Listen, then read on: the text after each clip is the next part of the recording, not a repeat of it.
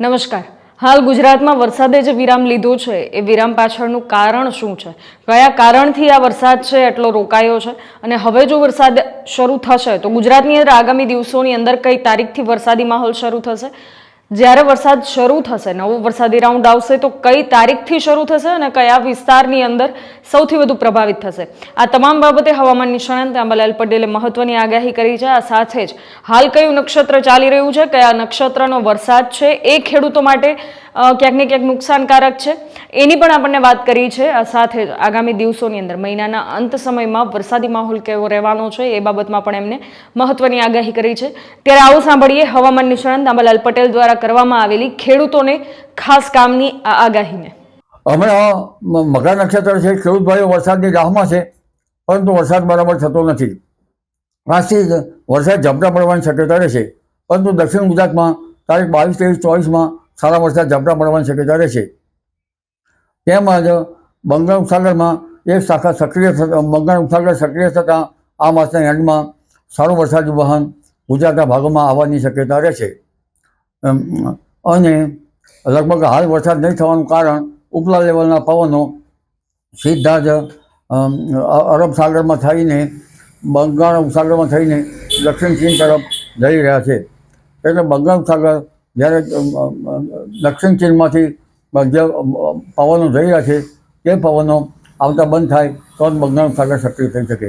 બંગાળ ઉપસાગર સક્રિય થવાની શક્યતા આ માસના અંતમાં થવાની શક્યતા રહેશે, જેના કારણે હમણાં તો તારીખ 23થી 30 ઓગસ્ટમાં વરસાદ થવાની શક્યતા રહેશે. અને રાજ્યના મધ્ય ગુજરાતના ભાગો, વડોદરાના ભાગો અને અમદાવાદના ભાગોમાં પણ વરસાદ ઝાપટા પડવાની શક્યતા રહેશે. આ ઉપરાંત ઉત્તર સૌરાષ્ટ્રના ભાગોમાં પણ વરસાદની ઝાપટા પડવાની શક્યતા રહેશે. કચ્છના ભાગોમાં પણ વરસાદ ઝાપટા પડવાની શક્યતા રહેશે. ઉત્તર ગુજરાતના ભાગો, મધ્ય ગુજરાતના ભાગો, પૂર્વ ગુજરાતના ભાગો, સાબરકાંઠાના ભાગો, અરવલ્લીના ભાગોમાં પણ વરસાદ ઝાપટા પડવાની શક્યતા રહેશે.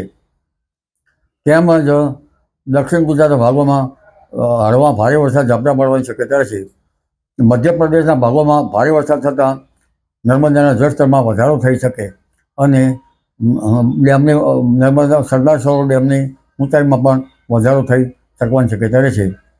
પશ્ચિમ સૌરાષ્ટ્રમાં વરસાદ ઓછો છે. સપ્ટેમ્બરમાં હવાના હળવા દબાણ ઊભા થવાથી અરબ સાગર સક્રિય થવાની શક્યતા રહેતા પશ્ચિમ સૌરાષ્ટ્રમાં પણ વરસાદ થવાની શક્યતા રહેશે. ચોમાસાની વિદાય હવે ધીરે ધીરે થશે. સપ્ટેમ્બરની શરૂઆતમાં ઉત્તર ભારત તરફથી ચોમાસું ધીરે ધીરે વિદાય લેતું જોવા મળશે. હવે અલ નીનોની અસરની અંગે જોઈએ તો કેટલાક ઝાણા બળવાના કારણે આ વખતે વરસાદ ભિન્ન ભાગોમાં થતો જોવા મળે છે. અલ નીનોની અસર ઓગસ્ટથી સપ્ટેમ્બર માસમાં ઘાતક સ્થિતિ અનુભવાઈ શકશે. એટલે અલ નીનોની અસર વચ્ચે પણ ઇન્ડિયન ઓશન ડાયપોલ સાનુકૂળ રહેતા વરસાદ થવાની શક્યતા રહેશે. જો કે નવરાત્રિમાં વરસાદની શક્યતા અલ નીનોની કેવી અસર થાય છે તે પછી તેનું આકલન થઈ શકે. 10મી ઓક્ટોબર બાદ પણ ક્યાંક વરસાદી ઝાપટા પડવાની શક્યતા રહેશે, પરંતુ નવરાત્રિનું આકલન કરવું અત્યારે કવેરાનું છે. ત્યાંનું તો જ્યારે અલ નીનોની અસર કેવી છે તે જ પછી નવરાત્રિનું આકલન થઈ શકે.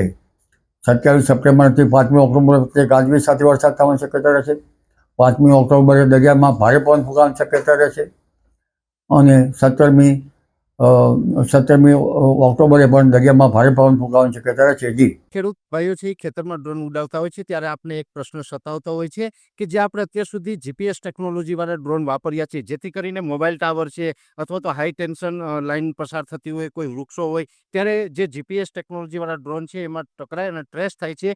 પણ એગ્રીઓન લાવ્યું છે જીએનએસએસ ટેકનોલોજી ડ્રોન, જેથી કરીને એ ડ્રોન છે એ કોઈ જગ્યાએ ટકરાય નહીં, પોતાની રીતે જ ડિસિઝન લે છે અને મૂવ થઈ જાય છે. જેથી કરીને જીએનએસએસ ટેકનોલોજી ડ્રોન છે એ વાપરવાનો આગ્રહ રાખો.